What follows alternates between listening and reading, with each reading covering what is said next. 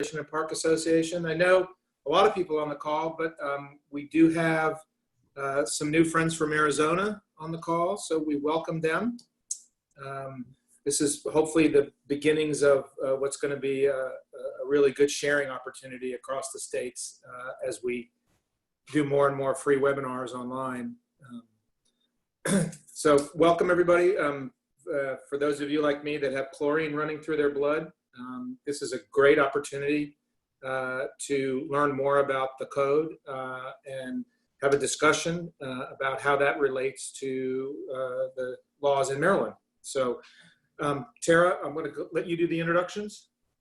All right, great. Thanks, Chuck. Well, hello, good afternoon, everyone. On behalf of the Maryland Recreation and Parks Association, we'd like to welcome you to today's webinar, exploring the CDC's Model Aquatic Health Code and its impact on swimming pool operations. We just, as a reminder, want to ask that everyone mute their computers and to stop their video so that we can limit the distractions to our speakers throughout the presentation. There will be opportunities for participants to ask questions. We would ask that you enter any questions that you may have throughout the presentation in the chat box, and Adrienne and I will take a look and ask questions as appropriate during the presentation as well as after on your behalf. We have two wonderful speakers with us from the Council for the Model Aquatic Health Code. We have Christy Reister, the Executive Director, and also Dewey Case, the Technical Director. So thank you again for participating, and I'll turn it on over to Christy. All right, thanks so much, Tara, and thank you so much to the Maryland Recreation and Parks Association for asking us to come on and share this information with you all, and then allowing us to share it with our networks as well. So we're really excited to be here, and this is a really important topic. And of course, we will also be, I know a lot of people have reached out to us. We've done some other webinars through the CMAHC regarding COVID-19. And I know you guys have some questions about that as you guys are reopening. So we'll definitely dive into some of that as well, and hopefully answer all your questions. And if anything comes up, please let us know throughout the webinar, and we'll be happy to answer those. So again, my name's Christy Reister. I'm the Executive Director for the Council for the Model Aquatic Health Code. I actually joined the team, it's been just about a year now. I joined last year, and it's been so exciting to get back into aquatics. This is my passion. It's where my career started. I have, 20 years of experience working in aquatics and parks and recreation, managing, anything from, facilities that had 7 pools, spas, the whole gamut of aquatics facilities, splash pads, design and construction as well, and then parks, recreation, libraries, and special events. So I have done it all when it comes to parks and recreation. Actually, I'm very passionate about it. You can see my family here on the right. My husband Troy and I actually met on the pool deck, coaching swimming together. So of course it's just been the pool is home for us, and then we live here in the Phoenix area with our daughter Jillian. So I also am very passionate about helping others achieve their goals. I work with organizations and teams to do team building and leadership training. I do executive coaching, customer service training. So if there's anything that I can help you all with, please don't hesitate to reach out to me. And with that, I will pass it on to Dewey to introduce himself. Thank you, Christy. So I'm Dewey Case. I'm the Technical Director for CMAHC. I've been here since around January. It's a little bit over 6 months into it. A lot of different aspects to my role with CMAHC. One of the largest from the industry perspective is support, where I'm here to help you as pool operators. So please feel free to reach out to me directly with any questions you may have. That's one of my functions. I've been in the aquatics industry professionally for over 20 years. Paraprofessionally, by the time you throw in lifeguarding, my college work and some service work, for almost 30. Definitely, I'm in it for the long haul, and I'm definitely an aquatics lifer. In addition to my role with CMAHC, I'm an active operator managing 2 YMCA pools at my home in South Mississippi. All right. Uh-oh. Can you all hear me? Yes, we can. Okay, this is weird. I don't know why. For some reason, my slides don't want to advance. Let me try something else here. There we go. Okay. All right. Well, what is the MAHC? So the MAHC stands for the Model Aquatic Health Code. It's a voluntary model public pool and spa code. It's based on science and best practices. It originated with some calls to the CDC from public health officials and people from the aquatics community, and the CDC realized that there just wasn't an all-inclusive code, and that there were so many questions coming up. So they partnered with a national consortia of public health folks, industry folks, designers, builders, and the Model Aquatic Health Code was born. And so the first edition was released in August of 2014. It was originally on a 2-year update schedule. So the second edition came out in July of 16. And then the third edition, which is what we're currently using, came out in July of 2018. And we go through a rigorous process. I'm sure, Dewey would love to explain that to you with our review. And we are currently under review right now. We are actually now on a 3-year cycle. And so the code is being, people and members were able to submit any changes or updates they felt were relevant. And we're going through, our technical review committee is actually going through all of those suggestions now, and we will have our conference in October. It won't be in person this year. We're bummed about that, but we will be hosting a virtual conference, and we'll have more information on that soon. But we'd love to have you participate and provide your input. So the MAHC also helps local and state authorities and the aquatic sector make swimming and other water activities healthier and safer. It is an all-inclusive code. And states and localities can use it. So it's, if your state necessarily hasn't adopted it, local municipalities can adopt it, counties can adopt it, and you don't have to adopt all of it. You can adopt portions of it. And something that Dewey will talk a little bit more about as we move through the presentation is, how as an operator, how as somebody that's managing facilities can use it to help reduce risk and manage your facilities as well. So obviously it helps reduce risk for outbreaks, drowning, and pool chemical injuries. It saves resources, so there's no need to reinvent codes in each jurisdiction. You can adopt what you like, you can adopt what works. I know we talk with a lot of agencies that have outdated pool codes and are looking for guidance, and so our code is free. It's on our website, and anyone can print it off, anyone can look at it. We have a great feature on our website where if you're looking for, information on cryptosporidium, let's say, you can actually just go into the search bar and type in cryptosporidium, and everywhere that it comes up in the code, it will pop up for you. Another really great feature is, obviously there's a lot of areas where cryptosporidium comes up. And so the CDC has done a really amazing job and created mini MAHCs. And in these mini MAHCs, so there's a one on cryptosporidium, and it has like everything you need from the MAHC in one mini MAHC. And so we're trying to build more of those to help people focus on certain areas. So those have been a really amazing resource, and those are all available. There's links to those on our website as well. Another thing that's great about the MAHC is that it's all inclusive, and it addresses design, construction, operation, maintenance, policies, and management of public aquatics facilities. So it has everything you need all in one spot. So what is the CMAHC? The CMAHC is the Council for the Model Aquatic Health Code. We were created in partner with the CDC to help keep the Model Aquatic Health Code up to date with the latest science and the best practices.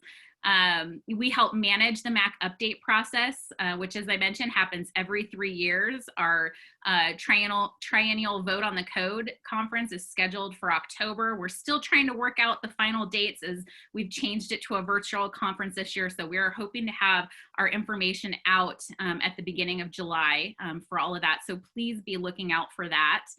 You can always sign up for emails on our website to get the latest information, and anytime we send out a release or information on when these things will be happening. So we'd love to have you be part of that.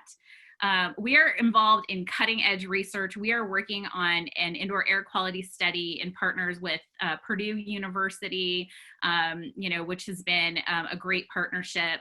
So we're always looking at pulling in the greatest minds of science and helping solve problems that we have in our facilities. We also help with MAHC adoption. We work with states and counties and local cities that are considering adopting the MAHC and help them provide any information we can, and help support them, whatever we can do. If they need us to be at meetings, if they need support, whatever we can do to help encourage adoption.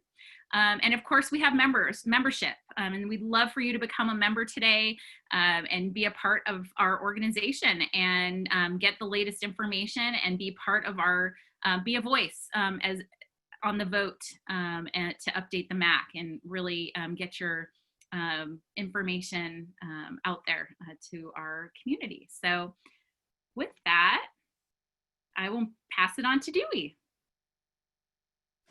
Great, thank you, Christy. So, the big question is, how does the MAHC impact our aquatic operations? One thing to keep in mind with the MAHC, and Christy mentioned this earlier, is when we look at the revision schedule, we bring together a group of individuals from across the industry, from all sectors. So it's not just a manufacturer, it's not just operators, it's not just public health. We bring all of these people together in our technical review committee, which oversees the entire revision process, and also our technical support committees, which are ancillary committees that help guide the review process. And finally, the most significant thing about the update process is that the entire industry has a voice. It is created in the open, it's transparent. There's multiple sources of feedback over virtually an entire year, from the change request process all the way down to member comments, the TRC review process, which is available for viewing by CMAHC members in the industry, as well as a second round of comments, and even going up to caucusing when we come to the vote on the code. So over the course of any given year, when we do the revision, the industry itself can drive the MAHC, which in itself has a huge impact on operations. So Christy, next slide, please. So just as mentioned, the revision schedule, this in itself makes us an industry leader. Again, as the entire aquatics industry, from the chemical manufacturers to you as operators, a lot of time as operators, sometimes we don't think we have a voice, but we do. There's plenty of information there where you as an operator can become educated on any of the given topics. We have plenty of guidance from the TSCs and TRCs, which are made very transparent, very visible. And then your vote matters. As Christy mentioned earlier, another way that the MAHC impacts operations is that it's comprehensive. It's a one-stop shop, so to speak, in that you as an operator, if you need to update your facility, there's code for that in the MAHC. There's guidance for that in the MAHC in a design and construction process. If you're wondering about water quality, how can you have the most outstanding water quality possible? What are best practices? What does the science say? We have sections there as well. And then one thing that is missing from most of the major codes is we have actually a management section where the MAHC guides training program development as well as facility management, most notably with its safety plan. It's also referenced to one degree or another by virtually all the major organizations. And some organizations, they acknowledge that it is the model code. And some organizations certainly weigh heavier on the MAHC, but the entire industry recognizes the input and impact the MAHC has on the aquatics industry as a whole. Another key aspect of operations is that in litigation, it's frequently referred to by expert witnesses along with the local code. So that in itself gives it tons and tons of credence, in addition to the scientific background, in addition to the best practice background, in addition to the industry input. Bottom line is, if you as an operator want to follow the most up-to-date code there is, that is going to meet or exceed your local codes and position your facility to really excel at operations, you definitely want to be referring to the MAHC. And obviously, in addition to your local code. Next slides, please. So in short, the MAHC has become a major standard. It is definitely a force to be reckoned with. The regular updates reflects the best practice, the best science available, is an ongoing process. So it's always evolving. And one other thing about the MAHC is the MAHC seeks for evolution.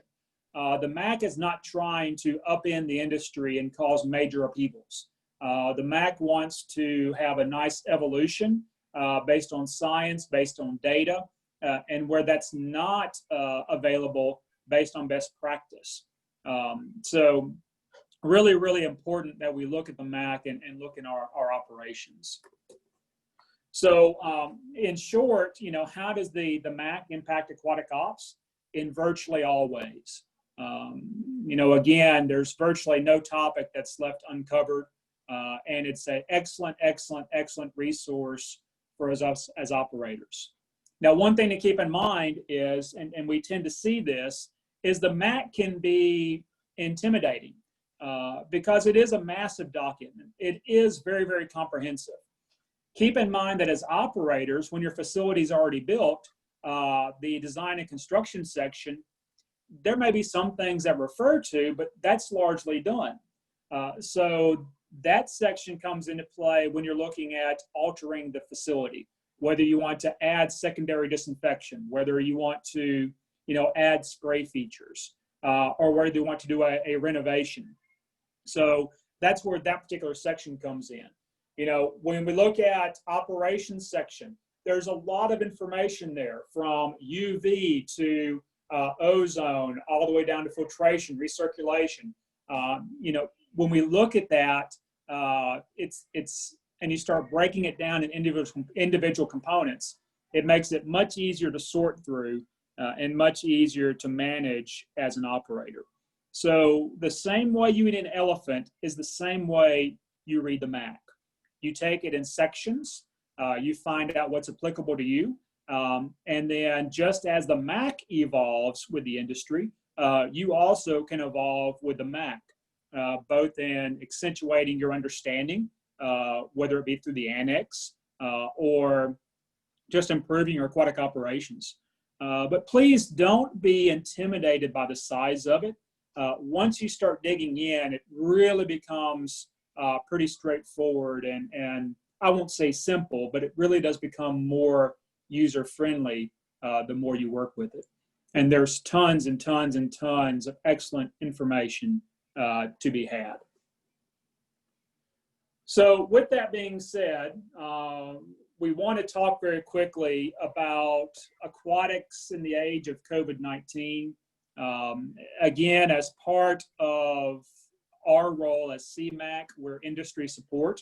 And it's our understanding, based on conversations with MRPA leadership, that Maryland is getting close to reopening their facilities. So we want to share a few things with you that we've been addressing from various resources, various agencies over the last couple of months. Christy, if we could advance to the next two slides. So when we think about aquatics and COVID-19, you want to promote behaviors that prevent the spread. And there's tons and tons and tons of information to be found on this. We also recommend that you go and visit cdc.gov/coronavirus. When you go to that page, you can find a section on communities. Go to the Parks and Rec, and if you haven't already seen it, there is a section for aquatic venues, and that represents the latest up-to-date information from CDC on reopening for COVID. So some other priorities that we have are maintaining healthy environments, maintaining healthy operations, and then preparing for when someone gets sick. Now, just a forewarning, the next several slides are condensing the information that we have from the CDC. So we definitely want to refer you to that CDC document for reopening aquatic venues. Definitely want to refer to you there. Next slide, please. So when we talk about, preventing the spread, when we talk about, preventing COVID and continuing to flatten the curve, obviously basic hygiene is critical. When we talk about hand washing, covering your face when coughing or sneezing, even if you're not symptomatic. You want to make sure that you have for your staff and patrons that you have adequate hand washing, adequate sanitizing supplies. The big thing is, again, the CDC recommends wearing face coverings whenever you are not in the water. This includes lifeguards on stand. One side note here, there have been some products that have been promoted that appear to be user-friendly in the water, but the official position is don't wear a face mask in the water for obvious reasons, as that water can become waterlogged and difficult to breathe through. As you're looking at reopening, you want to create educational opportunities for your staff or patrons and swimmers on when to stay home, including when they're symptomatic or have had a positive test, or they've been exposed to a COVID-19 patient, and then they want to isolate for 14 days. And then also create signs and messaging, including social media posts, including physical signs, soft nudges like the signs we see on floors at big box stores, using the PA to make regular announcements, as well as other physical barriers. Next slide, please. When we talk about maintaining healthy environments, you want to, at a minimum, clean and disinfect high-touch surfaces. Now, this is important. The virus can be covered up by dirt and debris and other material, so you have to clean, then sanitize. And the recommendation is at least once daily. Now, you're going to have to look at your operations and identify what exactly are high-touch surfaces, because that's going to vary from facility to facility. You're also going to have to identify what surfaces of these need to be cleaned more frequently. For example, if you have the ability to have one rescue tube per lifeguard on duty, then that's a high-touch surface, but the frequency of cleaning can be once a shift, once a day. Whereas with a door handle or as a rail, you want to consider having a much higher cleaning frequency. You want to use an EPA List N disinfectant that's appropriate for your venue. You want to maintain social distancing by using modified layouts, by using soft nudges, like I mentioned earlier, by using physical barriers and physical guides. And then also identify objects that are difficult to clean and sanitize, and consider removing those from circulation or removing those from access. These might be kickboards, these might be pool buoys. These would definitely be shared items like goggles out of the lost and found bin. Those kind of personal items. You definitely want to consider that. And where you do have things in play like life jackets, you may want to consider having kind of a rotating stock where some are clean and ready to use and others are scheduled to be cleaned. So you really just have to look at your various operations and identify what's important for you. Next slide, please. When we come to, again, maintaining healthy operations, the big key here is protecting our vulnerable staff. And we do this through a variety of non-punitive HR procedures and accommodations.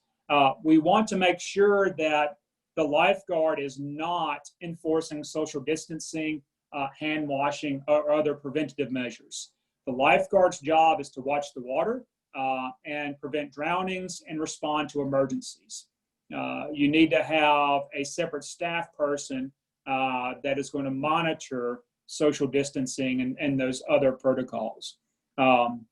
As I just mentioned, you want to develop HR protocols and screening that are non-punitive for staff that are concerned for COVID-19. You want to make sure that your screening staff using an appropriate questionnaire and also temperature checks. You want to create isolation protocols. What if a staff member suddenly becomes symptomatic?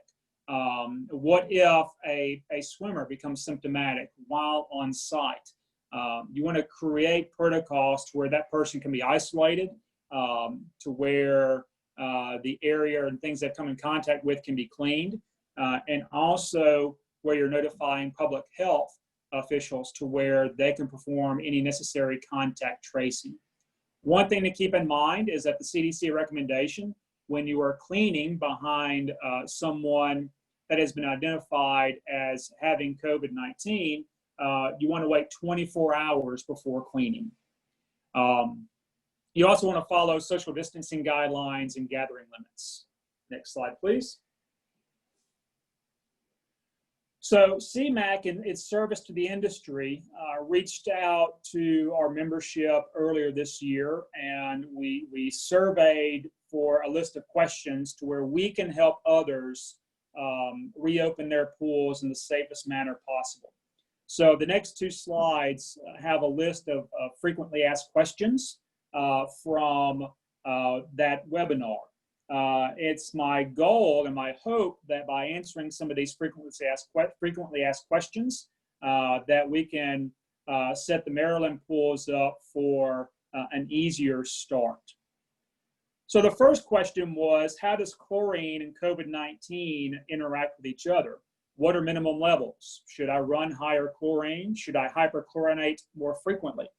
The data shows that a minimum chlorine level, code-compliant chlorine level, quickly kills COVID-19. In addition to that, you also have dilution factors to where as the virus gets in the water, just like other pathogens, it quickly dilutes. So between those two factors, no, there is no need to run higher than normal chlorine levels. There also is no need to hyperchlorinate more frequently. You still may need to hyperchlorinate, but that's going to be along your traditional lines for chloramine removal, for removal of visible green algae, and other similar circumstances, not for COVID-19. We've seen come up on several occasions, people asking, can I use pool water as a disinfectant? Pool water is not an approved disinfectant for COVID-19. And there's a big distinction here between the water being safe and the water being used as a disinfectant. The pool water does not have a high enough chlorine concentration to get the required instant kill for COVID-19. It's certainly safe from a regular user standpoint, but as far as that contact kill time, that's not going to be appropriate. So no, pool water cannot be used as a disinfectant. The data behind UV rays and sunlight is ongoing. There is some data that shows that it does kill the virus. However, it's not an instant kill time. So even for items that are in sunlight or exposed to UV rays, you still want to follow appropriate cleaning practices using a list-in disinfectant from the EPA. A couple of lifeguarding questions we've gotten, is what about lifeguards and water rescues? If you have a lifeguard that is hesitant to provide care because of COVID-19, then obviously you need to pay attention to that lifeguard. But at the end of the day, if the lifeguard is in the stand, they're legally obligated to perform the rescue and use their skills to save that person's life. So if a lifeguard is unwilling, then you definitely need to consult with HR and consider whether or not that person needs to be on a shift or a rotation until they're willing to provide care. But again, lifeguards, regardless of the situation, if you have a pool that is open, they must provide care, they must perform water rescues, they must perform resuscitative skills and first aid skills as required. That is not optional. There are some PPE modifications that you would make for lifeguards. The first is per the American Heart Association and CDC recommendations, using a BVM prioritized over resuscitation mask, and then also using a viral filter for your equipment. The viral filters, they're backlogged, but they are available. And they can be easily retrofitted to fit between the one-way valve and the body of the resuscitation mask, or the mask and the body of the BVM. We see a lot of questions about lifeguards and in-service trainings. Can we do this? You know, it is recommended that you bring lifeguards in for in-service training prior to reopening, to make sure that they are rescue ready and ready to provide care. You do need to look at your social distancing guidelines. Social distancing guidelines may make it difficult to perform in-service trainings as well as lifeguard training, but there are unique ways where it can be done using virtual platforms. That's going to be the most expedient way. And I would recommend that you look into that as feasible for your organization. When it comes to splash pads and other water features, the big thing to determine is, do you have the capability to adequately disinfect those high-touch surfaces? From the water itself, if you're maintaining proper code, especially if you're using UV sanitation, which is highly recommended in the MAHC for splash pads and for interactive water features, and required by law in some areas, then the water itself is going to be safe. It's just a matter of the contact areas and maintaining those being clean and disinfected, remembering that water in itself is not an adequate sanitizer or disinfectant for surfaces relating to COVID-19. There have been some questions about, can you modify your spray features? You want to be careful about any modifications and consult the manufacturers, in that by modifying the spray feature, you may be trading off a possibly lower risk of exposure for COVID-19 to a higher risk of other injuries by an improper modification. So definitely consult your manufacturer. When it comes down to indoor and outdoor pools, there is no difference. Indoor-outdoor pools, from a COVID-19 aspect, operate the same manner. You're still going to disinfect, clean, and desanitize high-touch surfaces. You're still going to maintain minimum chlorine levels, appropriate pH levels. So from that aspect, there really isn't a difference in operating the two facility types. Next slide, please.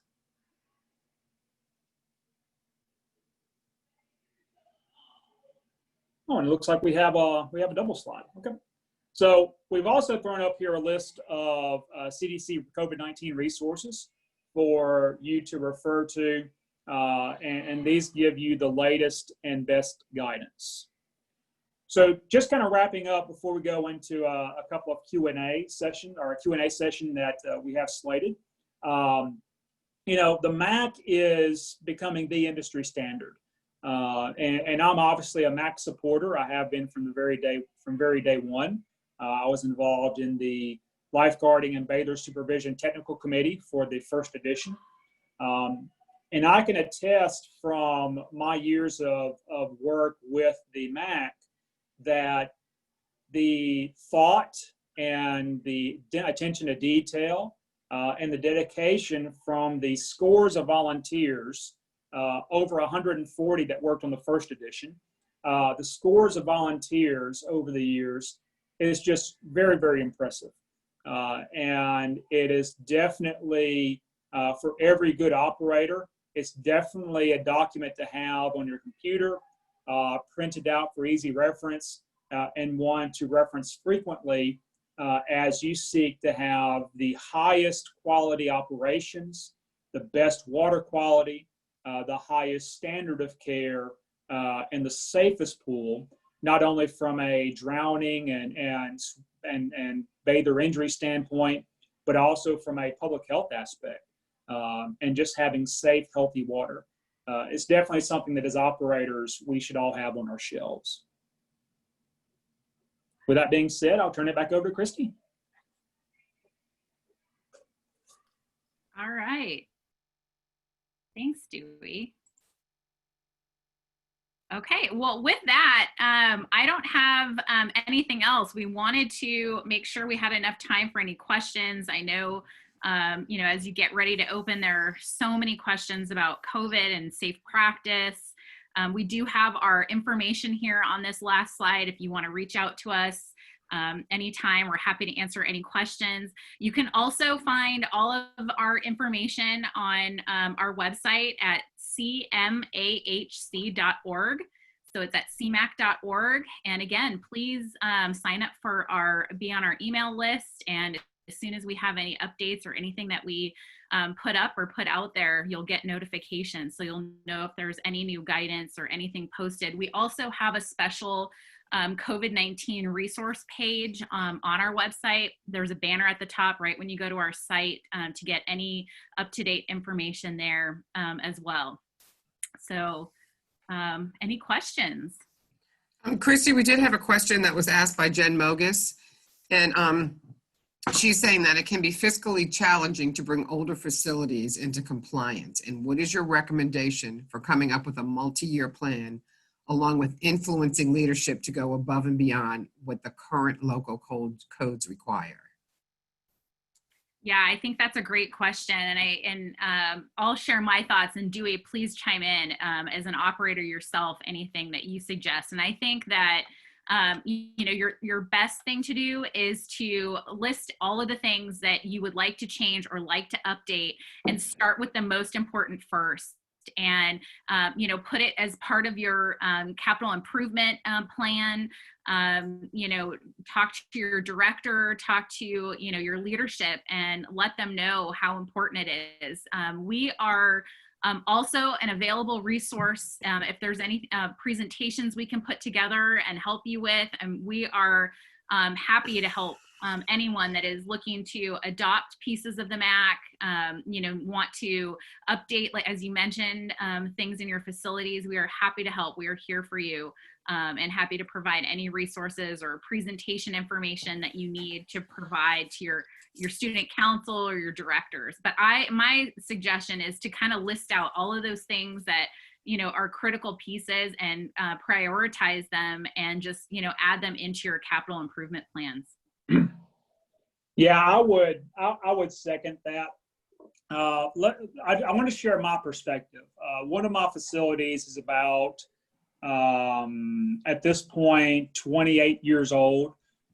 So a good 20 years old when the MAC first edition was adopted. When I started looking at getting my facility MAC compliant, the amount of money I had to spend was around $1,000. I put a little dramatic pause in there on purpose. MAC compliance does not have to mean that you're investing $200,000. Now, if you wanted to go through, if you do have an older facility, and when I say older, we're going to need to talk about order of decades. And you're using maybe an old rapid rate sand filter, which has a very low micron filtration rate, or very high micron filtration rate rather, you know, that's going to be expensive.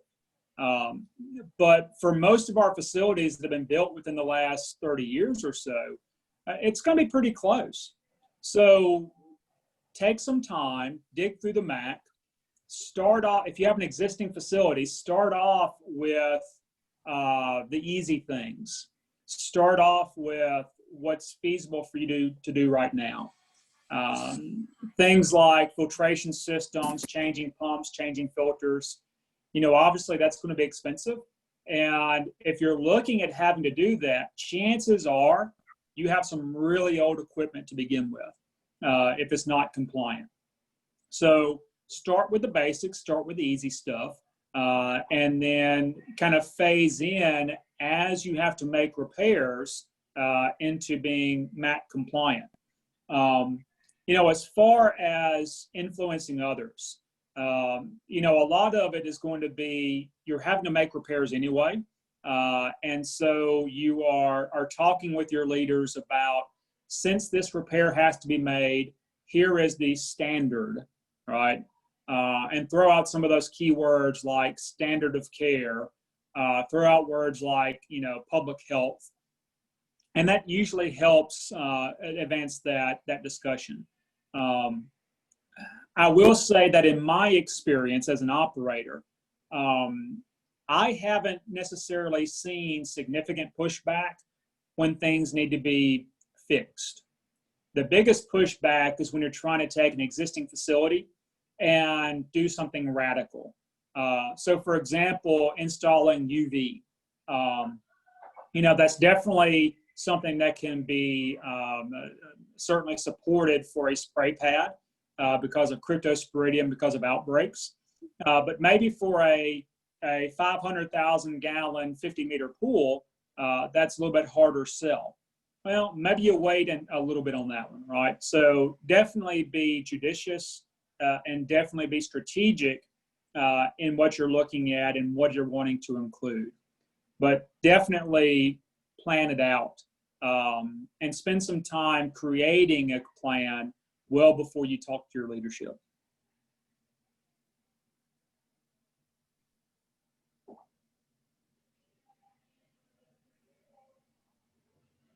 Great. I think we have another question.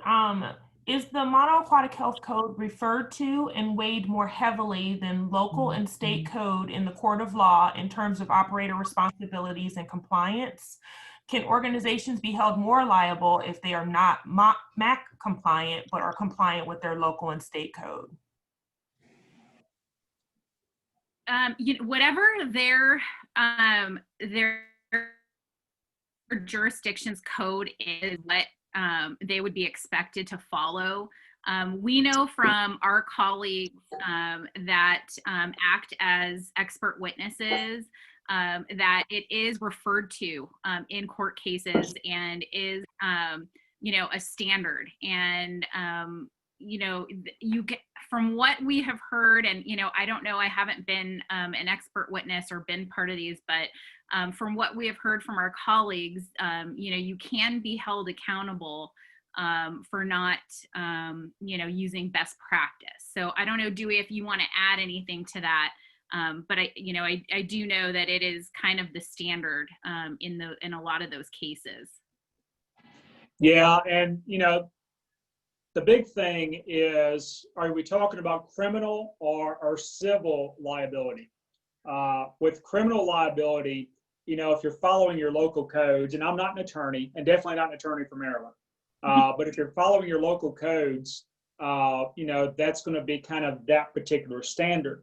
But when you talk about civil litigation resulting from injuries and illnesses, and you start getting in front of a jury, then that becomes, definitely a more interesting thing.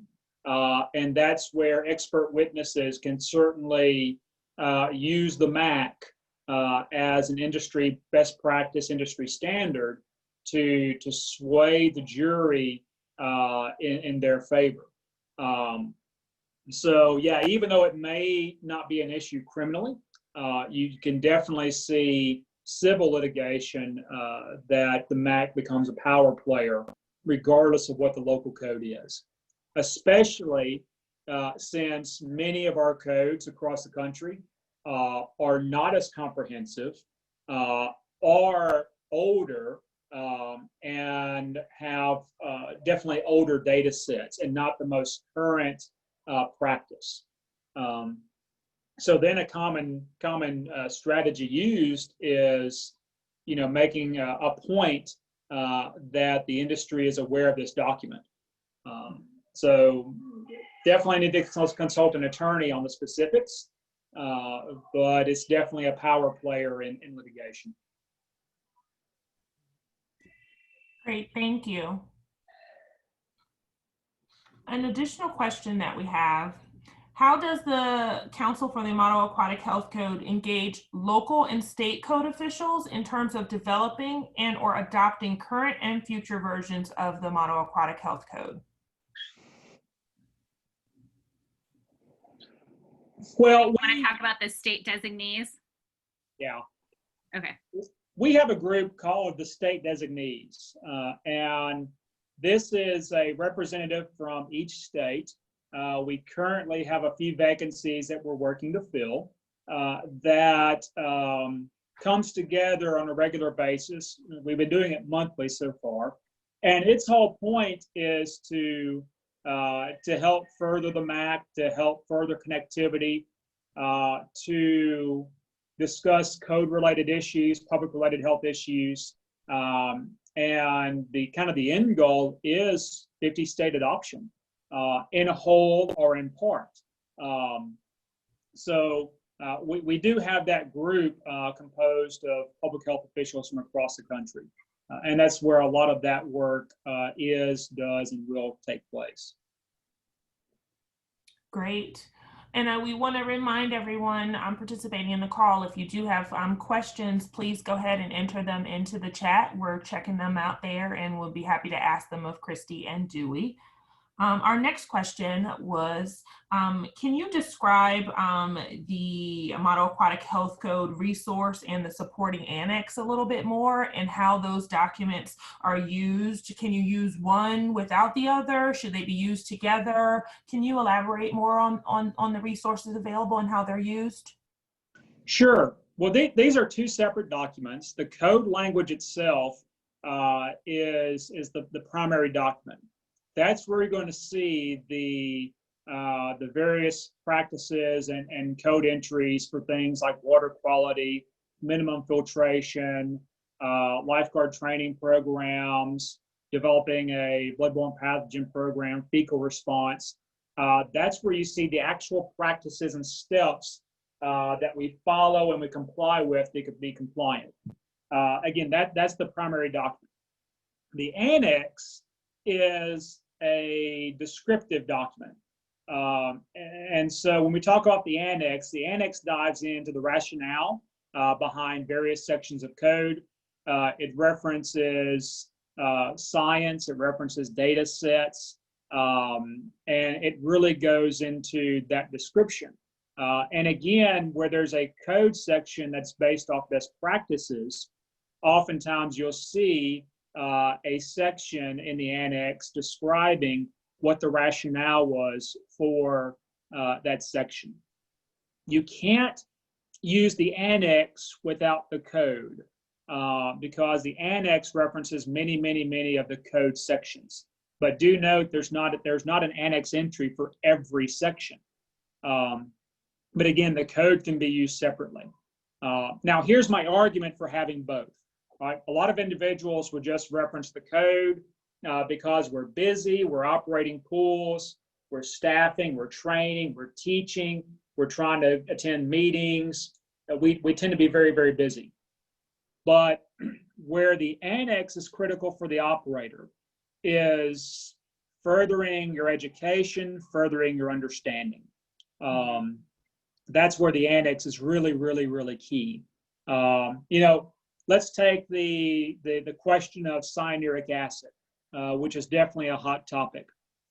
There's sections in the annex talking about cyanuric acid and all the various nuances to CYA.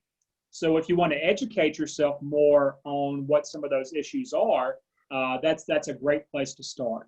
So as an operator, just referring to the annex, either out of need or just out of curiosity, can expand your knowledge so much and make you that much more confident of an operator in what you're doing. and also what you're defending in the event that your decisions are questioned. Great, thank you very much. We do have a couple questions from the chat. The first question is, are you able to tell us who our Maryland state delegate is that works with the Council for the Model Aquatic Health Code? And then the second question is, has the council considered creating a certifying program to accredit swimming pools that are MAHC compliant, similar to NRPA's CAPRA accreditation program? Do you know who the Maryland representative is? I'm looking it up right now. It Why- is Tommy McKenzie. Okay, great. And these, by the way, these are public health officials, so their information is readily available to you in the state through the state website. So I'm not necessarily going to give out his phone number that we have, but you can find Tommy through your Department of Health, and then coordinate with him on any MAHC-related issues as well. Do you want to talk about the certification program? I will. We do have a certification program. It's really more intended towards products and trainings than it is necessarily entire facilities. It's been on the books for a little while now, but earlier this year, we engaged in really fleshing out and growing that program. So right now we have a certification program for lifeguard training where we've certified 2 agencies, the first of which was Starguard Elite, and the second was American Aquatics and Safety Training. We're very proud that SGE was our first agency that we were certified because they've been supporters of the MAHC for a long time. But the certification process is also rigorous. So please don't misconstrue that they got a pass. With the certification progress, our process, whether it's for an online app, such as the Councilman Hunsaker web-based app, facility app, or the lifeguard training programs, lifeguard supervisor programs, or pool operator programs, it's a difficult process to get through. Our one and only criteria is the MAHC. We don't look at training design. We don't look at the superficial fluff. We only look at, do they comply with the MAHC? It usually takes about 30 days for each program to be evaluated. And then it's common that there's a revision that has to take place to make sure that they're in full compliance. We have not talked about facilities and certifying facilities. That's something we can look at. I do have a concern about liability. And if we certify a facility, does that mean that we are now bound to them in the event of a drowning or other injury? So that's one barrier that may prevent us from doing that. But that's something we can certainly look at in the future. Great, thank you very much. Yeah, that's a great question. Great. All right, our next question. As you all are working to update the next version of the MAHC, are you planning to include guidance on managing pandemics such as COVID-19? So unfortunately, that will not be part of our update. And the reason why is that all the change requests, because as I mentioned earlier, we go through a rigorous process to update the MAHC, and all the change requests had to be turned in the first week of January. So we cannot consider, anything once the process closed for consideration after that. So it won't actually, it won't anything for how to handle pandemics or, COVID-19 in particular wouldn't be addressed until the next update to the code in 2023. we did receive, I think it was, and correct me if I'm wrong, Dewey, but it was over 500 change requests. So we do have an amazing group of industry leaders, public health officials that are going through all of those different change requests. And you know, some of them are grammatical things, like, you know, there was a comma missing, or, you know, change the word from should to shall, and things like that. But there were a substantial amount of things based on, you know, industry research and science that people submitted to be considered for updating. But nothing, unfortunately, with the timing of the process and, you know, to keep the integrity of our change request process, are not able to include anything on the pandemic. And I don't know, Dewey, if there's anything you want to add. Yeah, I will make it a little bit more specific. We have 530 change requests. And here's what makes the MAHC revision process the industry leader, right? Everyone, now you do have to be a member of CMAHC to put in a change request, but everyone can submit a change request. So you as an operator, if you see something in the MAHC that you don't agree with, something that needs to be updated or something that needs to be added, as a CMAHC member, you can put in a change request. And we look at each and every one. It's, I'm not sure how other codes are updated, but something unique for us is we just don't look at it and just say yes or no. I can tell you for this revision process, as well as the last, there have been many CRs that another code body would have looked at and said, yeah, okay, yeah, we'll pass this or we'll deny it. But that same CR with our process, we might have spent 3 hours deliberating it. So everyone's input is considered and everyone's input is valued. And some CRs that appear to be a shut and close case really wind up being explored to great detail and deliberated by these great minds we have on the TRC. And that really is what makes our process special and unique.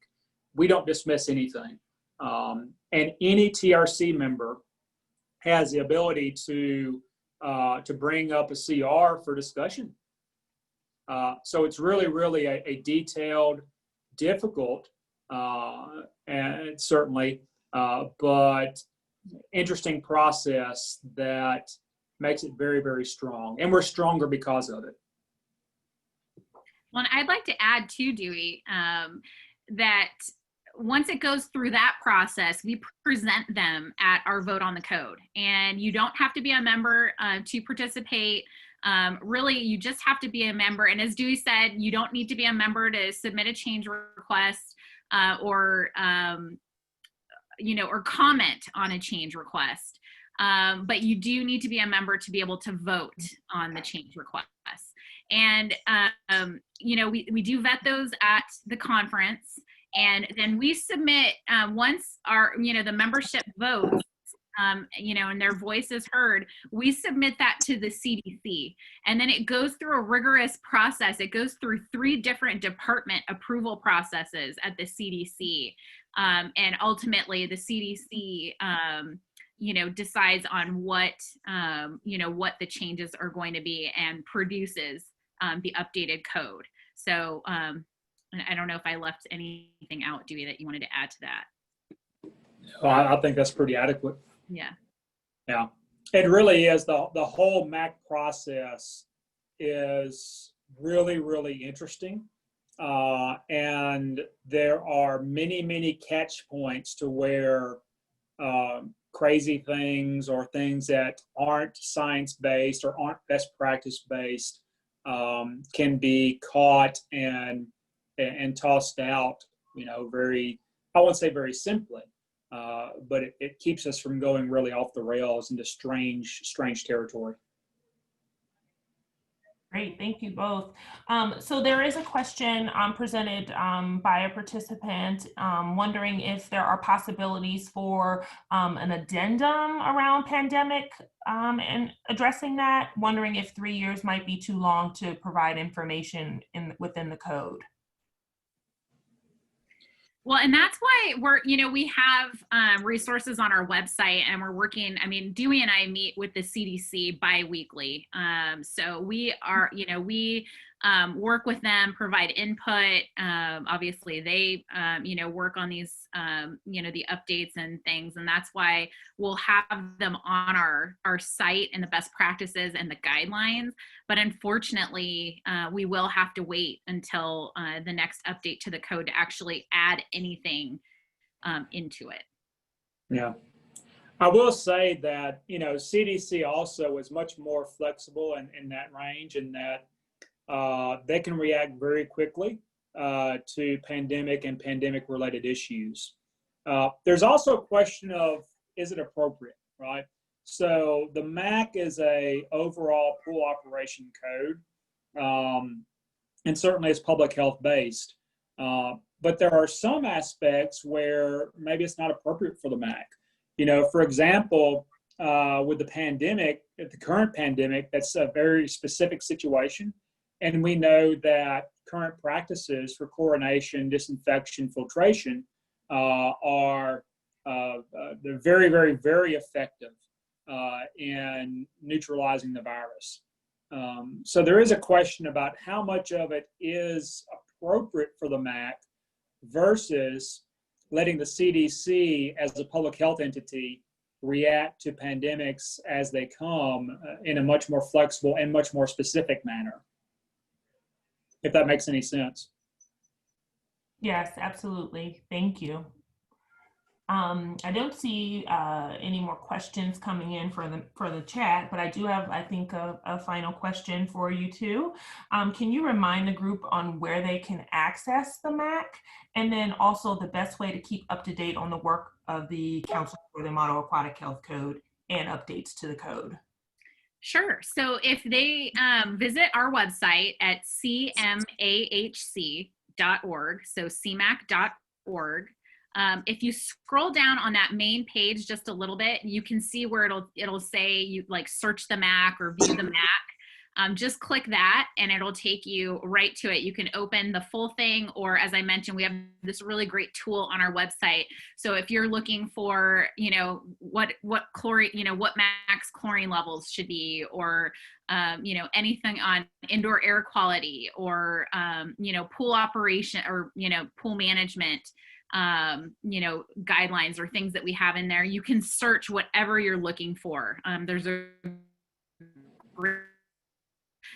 when you also go there, if you scroll down a little bit on the right, towards the bottom on the right, you can see where it'll tell you to sign up for email updates, and just provide your email there. And anytime we send out a press release or, update something, we'll send out an email notification. So you'll know when, new guidance is posted or anything like that, so you can stay up to date.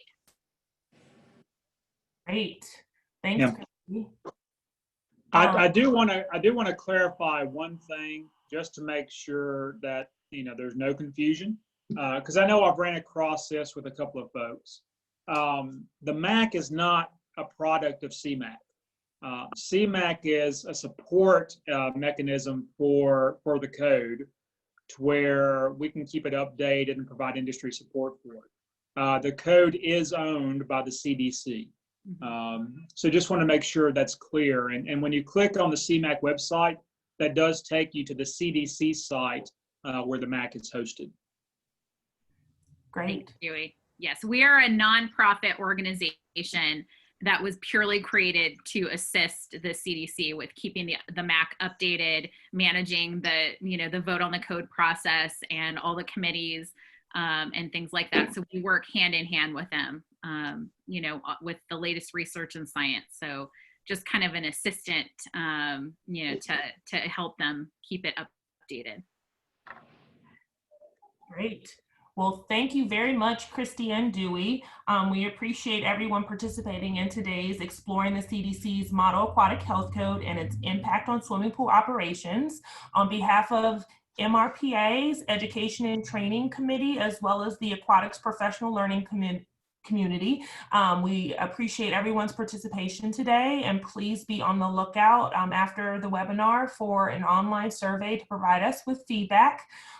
We also would like to invite you to check out some upcoming webinars that we have going on Tuesday, June 30th, is Recasting the Turfgrass Profession, and also Tuesday, July 21st, How to Build and Host a Fortnite Tournament from Start to Finish. So please enjoy the rest of your day and your week, and thank you all for joining us today.